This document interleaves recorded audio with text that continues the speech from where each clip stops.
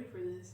We're just gonna run with it. Hi, I'm Leslie. I'm a fitness and health content creator. I'm an online fitness coach and entrepreneur. If you're new here, welcome. And if you haven't subscribed yet, please do so now because I'm about to give you all the lore and all the tea and all the chisme. And at the end of this video, it would be weird if you weren't subscribed with the amount of information that I'm about to give you. And I would also like to see you again. So please make sure you're subscribed. Today's video is gonna be a little different. And before we get into the lore, I did want to give you a brief overview of what this video is about and why I'm sharing all of this information with you to begin with. I might tear up throughout parts of this, just bear with me, okay? I feel like as a creator, it's really easy to just show the glamorous, the polished, the perfected version or extensions of our life. Me, myself included, I do that as well. If you check out my Instagram, if you check out my TikTok, all of the content that I shared through last year, you'll see nothing but me going on brand trips, me traveling to different countries, me traveling to different cities. If I gave you an overview of my social channels, you would say, wow, I want a life like hers. But because of that, it's really easy to forget that us as creators, we're humans too, and we go through real life shit just like you do. I know for me, when I watch other people online, I'm like, damn, I want my life to look like hers. Why don't I have my shit together nor my life together like this creator? Is there something wrong with me because I see everybody else thriving? And truly, I never want to be that creator that makes you feel that way. So in this video, I'm gonna give you the real breakdown, the chisme of what I dealt with in 2025. Because again, if you were just solely looking at my socials, you probably wouldn't even realize everything that was happening behind the scenes unless I told you. I'm gonna walk you through what happened in order, how it impacted me, how I handled it, what I learned from it, and where I am now. And my hope for all of this is that if you find yourself in a rough or hard season, comparing yourself, your life to what you see online, or feeling like you're behind because you don't have everything figured out, that this video reminds you that you're not the only one. Life is not as perfect as it looks online. All of this is just an illusion. And sometimes the people who seem like they have it all together are also just trying to figure it out as they go. Let's see how many times I cried throughout this video. We haven't even gone into the details, please. I'll be back, hold on. I gotta pay attention. I'm like the loaded boys, okay? Ain't nothing stopping us now. But we will keep track of how many times I cry. So far we have one. We're gonna start off strong. This is probably one of the biggest things that I've never talked about online because I've always kept my relationship status very private. And a lot of you probably didn't know that I was in a very long relationship. Specifically, I was in an 8-year relationship and I lived with this person. I know. Shocker. If you scroll back to ever since I started my social media pages, there is no partner to be found. I'm a person who likes to keep her private life private. There's a lot of weirdos online. Look, I never know people's intentions and it's not trying to hide anyone from the media.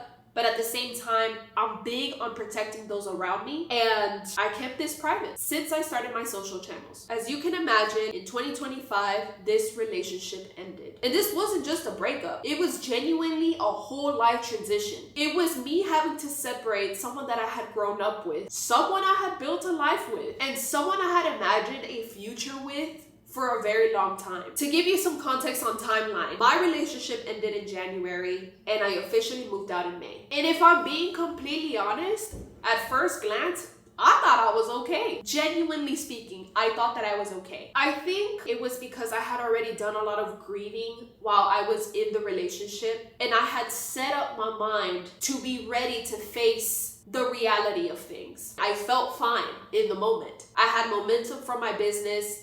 I had, things going on around me that made me feel like I was secure and I was ready to take this on. Like genuinely, my mind was just kind of like, oh, this sucks. But life moves on because that's quite literally how I've had to live my entire life. Things are always happening around me, good and bad. And the world doesn't stop revolving. It's gonna keep moving. So I took this breakup as kind of like, okay, just something else that I have to deal with and I just have to move on. But looking back at it, I don't think I was okay. I think I went straight into survival mode. That same mindset of telling myself, you know, the world just moves on, like you just gotta carry on. I feel like that was just my survival instinct kicking in. And I didn't realize how that transition was going to affect every other aspect of my life. Now, I'm not gonna go into every private detail of this because I still want to respect that chapter of my life and the person involved in this. But what I will say is that sometimes you can have so much love for each other, you can grow up together, but the person that you've become no longer aligns with the future that you both want.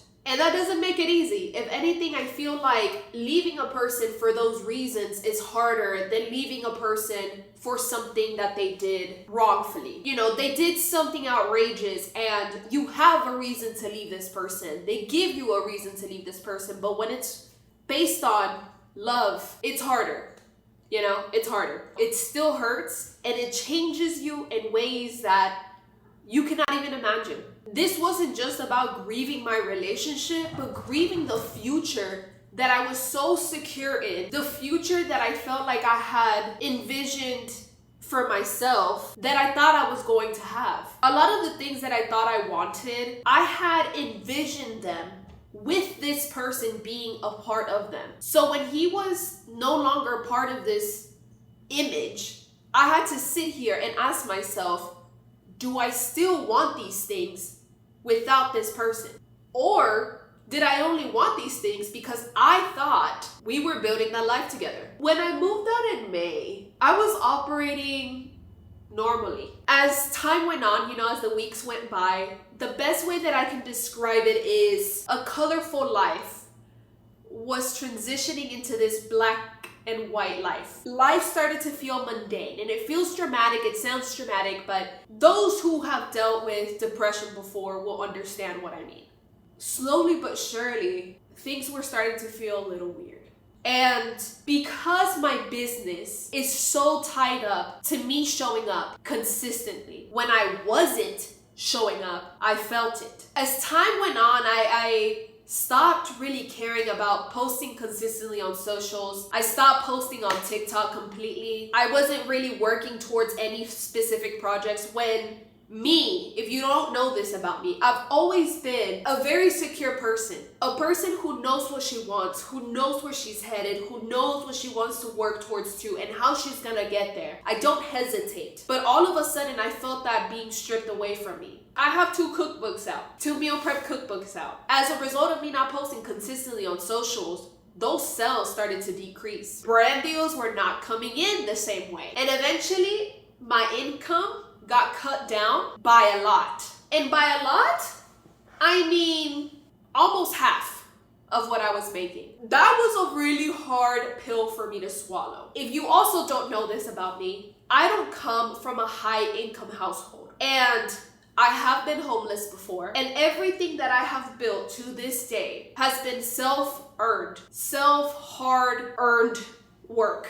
So from riding this high to having cookbooks to getting brand deals to being consistent to going on brand trips and doing all these wonderful things to now letting that be stripped away from me slowly but surely was a very hard pill for me to swallow, because I felt like I was letting go of everything that I have worked so hard for to build the life that I have. Now, mind you, the demand was there. In 2025, if things had played out differently, if I wasn't in this entire situation, who knows where I would have been. And it wasn't that I didn't want to create content, that I didn't want to work on projects to create more meal prep cookbooks to give you what you wanted. It wasn't any of that. Quite the opposite.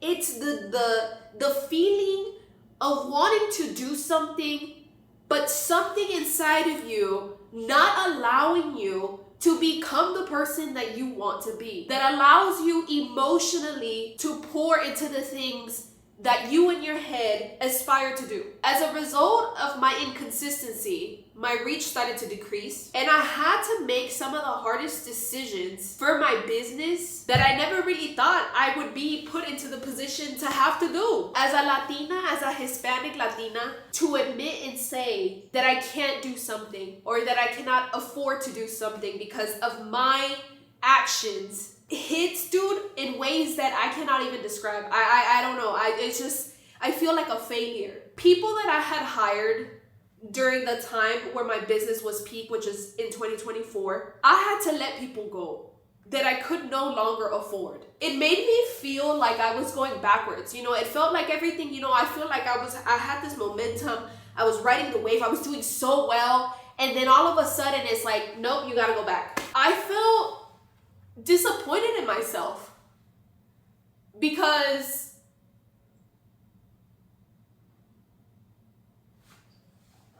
oh, fuck. Okay. Pause. Okay, we had to recollect ourselves, but we're back. ¿Cuántas llevo? Dos? That's my second time. I think we're doing pretty good. 2 times. Pretty good. I was just very disappointed in myself because I've always known what I'm capable of, but I felt like I couldn't access that version of myself during that time. My family was also going through a very difficult time. There is a history of mental health challenges. So seeing some of my family members struggle affected me too, whether if I realized it in a moment or not.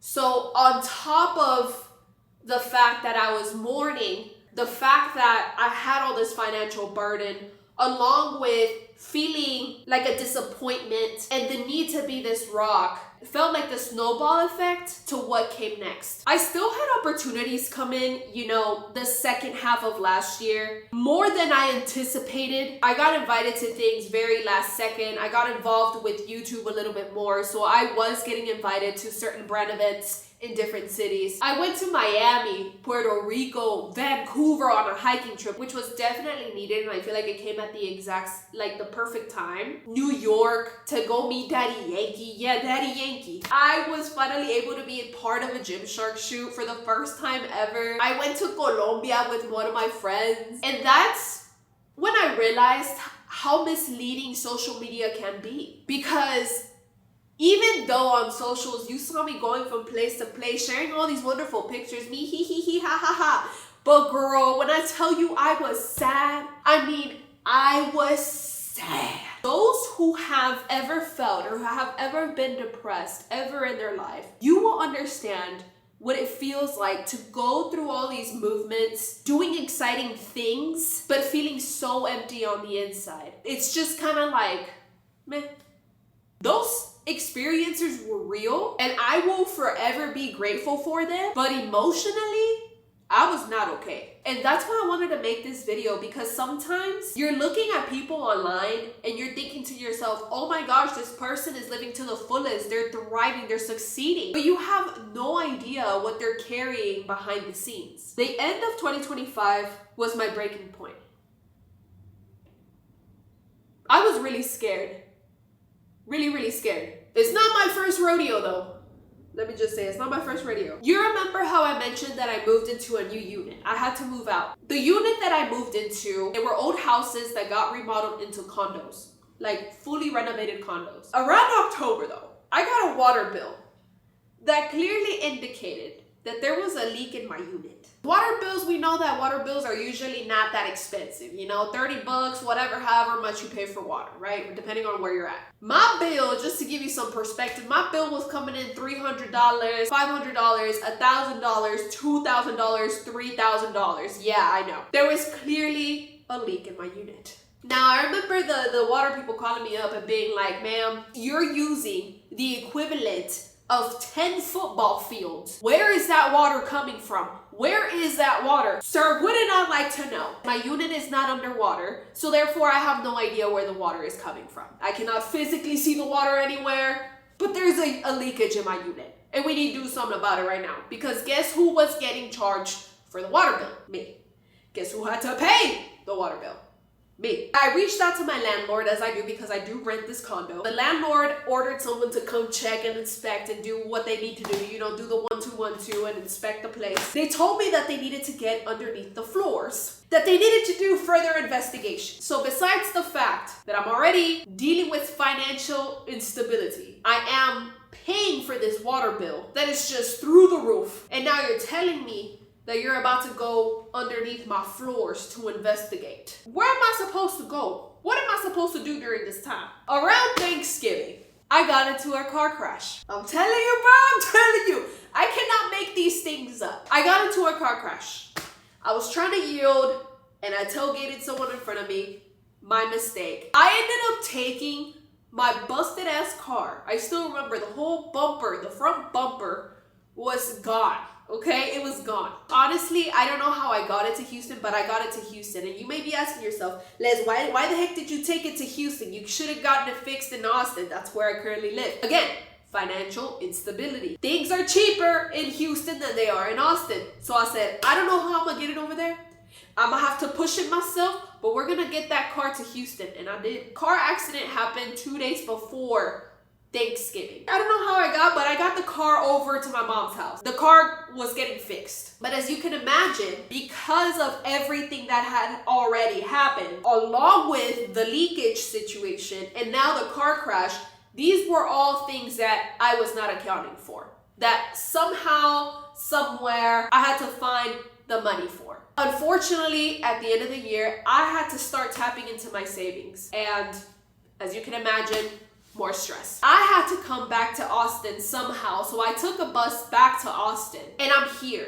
Mind you, I don't have a car. When I get back to my unit after Thanksgiving, I open the door to my unit.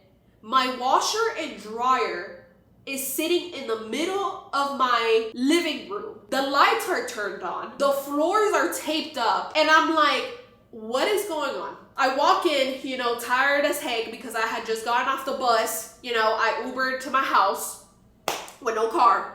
And I'm like, what is going on? I'm like, you know what? It's fine. It's fine. I remember that they said that they were going to come into the unit and they were going to investigate. Now, as far as investigation goes, I didn't know to what extent the unit was gonna, the condition that the unit was gonna be in when I came back. I was gonna take the bus back to Houston anyways in a couple of days for Christmas and New Year since it was just right around the corner. So I just had to come and go. You know what I mean? So I was like, you know what? It's fine. It doesn't matter. I'm gonna be here for 5-6 days and then I'm gonna go back. So it's fine. So I'm here, right? And I'm like, I'm gonna go pee. I'm gonna go take a shower because I stink, from being in a bus and being transferring, I go upstairs, I turn on my water, my unit doesn't have any water. At this point, it's getting a little cold in Austin, it was a little chilly. It is 8 p.m., 9 p.m. at night, and I don't have access to water. I have no words from the landlord, so I have no idea where I'm gonna shower, where I'm gonna go, nor can I go anywhere to go shower. I was gonna be like, I'll go to the gym. I don't have a car. During that time, that transition between Thanksgiving and Christmas and New Year's, I didn't have access to water at all in my unit. I was given access to another unit across the street. I had to walk to go have access to water in that unit. So you were catching me at 8-9 p.m. walking with my scrub, my little scrub and my Dove soap, walking at night in the middle of the cold to go shower in a different unit, carrying my hamper of clothes, walking down the street to go wash my clothes at the other unit. Very inconvenient, as you can imagine. Now, again, small world problems.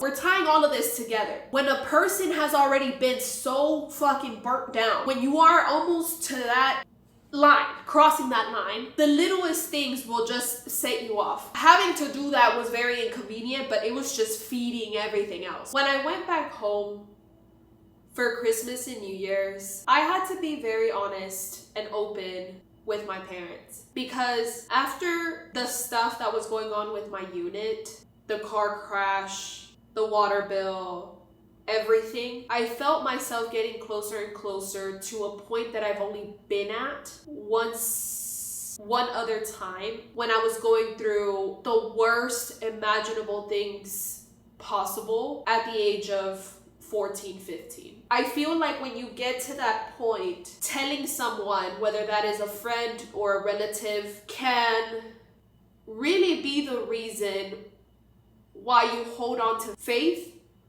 or the little bit of strength that you feel like you have to surpass whatever it is that you're going through. They knew about certain things, but I like to be a very private person. I don't want to worry my parents. I don't want to worry my friends. So I tend to keep things to myself and deal with things on my own. But I felt again that it had gotten to the point where I could no longer hold on to all the emotions and the feelings and the stress and the disappointment, all of these emotions within me. So I told them a little bit of what I was dealing with and how I was feeling, to make them aware to the extent of how bad I felt during this time. Christmas and New Year's were very dark for me, but as we made that transition from 2025 to 2026, I decided mentally that I was like, okay, I'm turning this new leaf. Maybe things can start looking positive for me. I will move into the right direction. So much so that I was like, you know what? I'm gonna start some new routines in 2026, like taking a walk, a morning walk every single day. This was part of the routine that I had started to build, right? And I think I was like 2 days in or 3 days in or something like that. And that was my way of making the effort to start heading towards the right direction. My cats usually claw at my door because they're trying to get in. I don't let my cats sleep with me because I have allergies and asthma.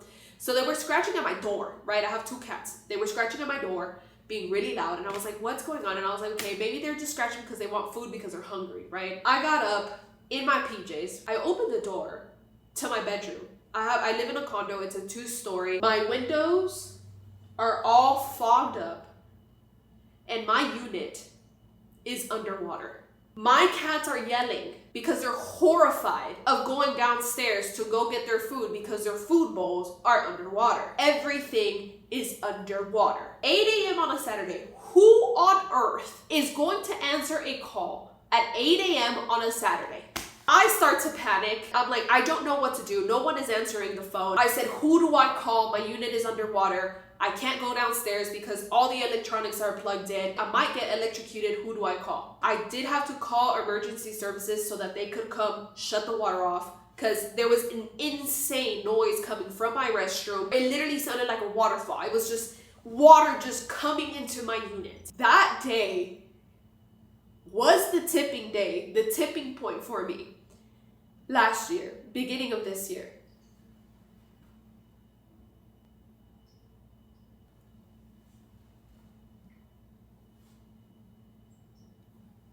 Oh my God. If it wasn't for my parents, I cannot sit here and confidently say that I would still be standing. I remember I called them and I told them, I said, I'm done. I was sitting in my PJs out in the curb. All of my stuff that was in the bottom floor was outside in the parking lot. My couch, my table, everything was outside. My clothes, everything was on the floor outside in the parking lot. And I remember I was still sitting in my PJs on the curb while I was talking to my mom. And I said, I'm done.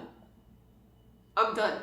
2025 felt like an accumulation of things where it feels like where it snowballs and then it just explodes. That was the breaking point for me. And again, it's not me trying to be dramatic or anything. This is just real life. Go back to Instagram. Go look through 2025, the end of 2025. You can't even guess that all of this stuff was happening behind the scenes. No idea. I mentioned that I had to relocate condos because my unit had flooded. I did briefly mention that, but you didn't know the emotional drainage where I was at mentally. I also didn't have renter's insurance, which was all on me.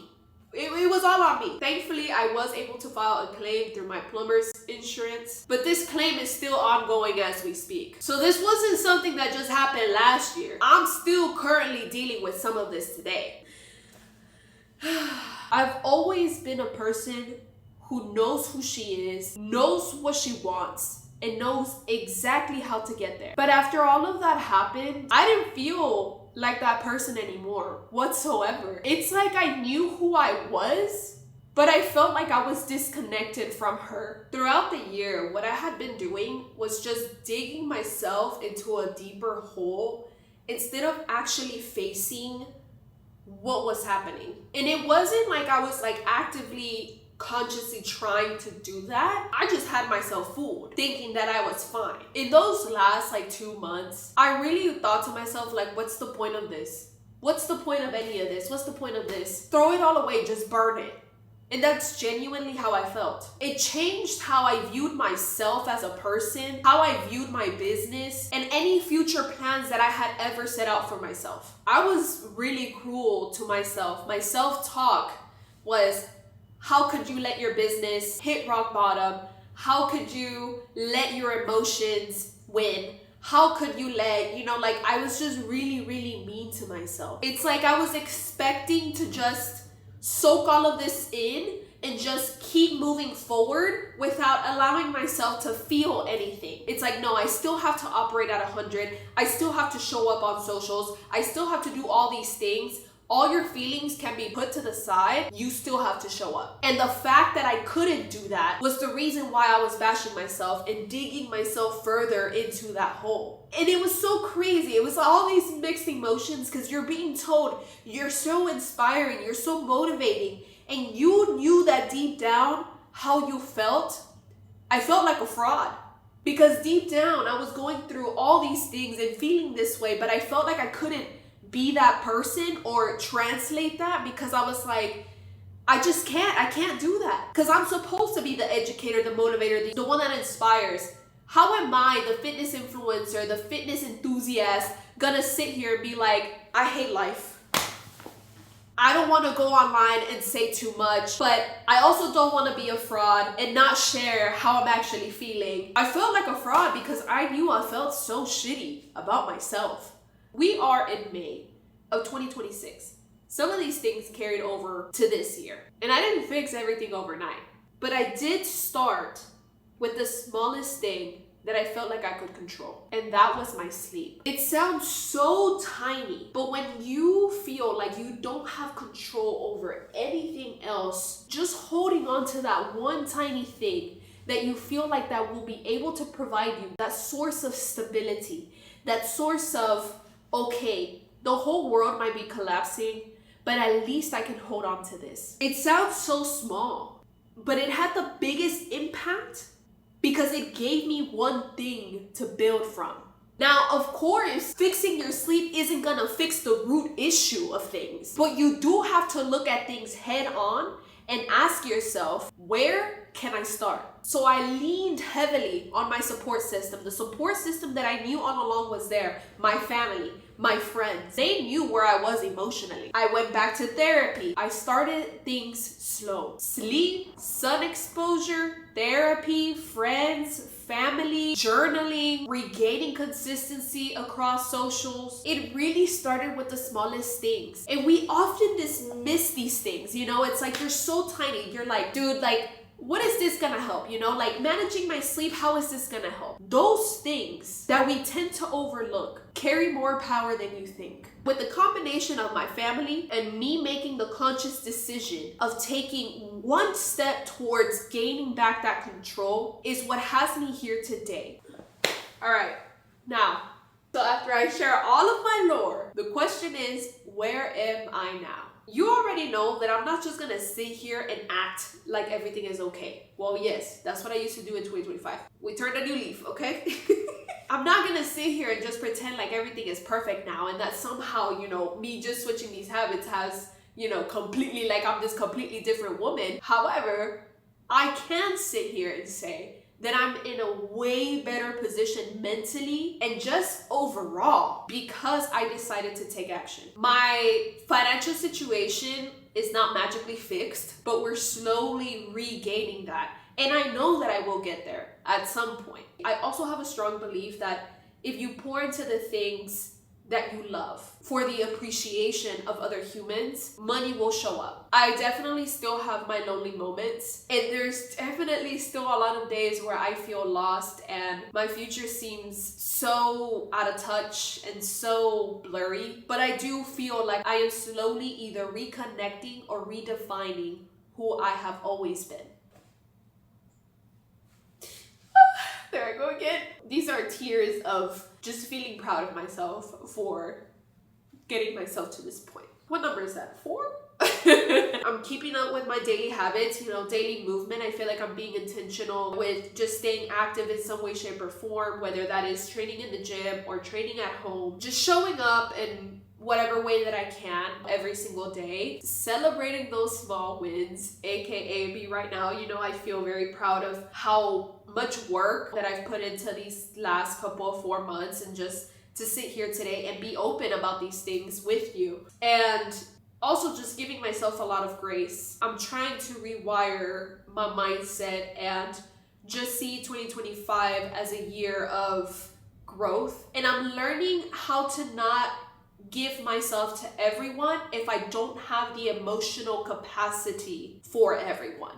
I am redefining who I am, asking myself truthfully why I do what I do, where it is that I want to go career-wise with all of this. I'm asking myself a lot of questions right now because I truly believe it starts by questioning yourself. One thing I know for sure for the rest of the year is that I want to focus on building a stronger community across socials. I think being in the season that I was made me realize just how much community matters. Having people who support you, who appreciate you, who will push you. And I really want to bring that community together in real life. I know for a fact that I want to host in-person events. I've already started teasing it across my socials. It's gonna happen. Trust. And you might be able to be a part of it. So if you don't follow me on Instagram or TikTok, please do so you stay involved. If you're going through a difficult season, or 2026 isn't going as planned or the way you thought it would, I just want you to know that you're not the only one.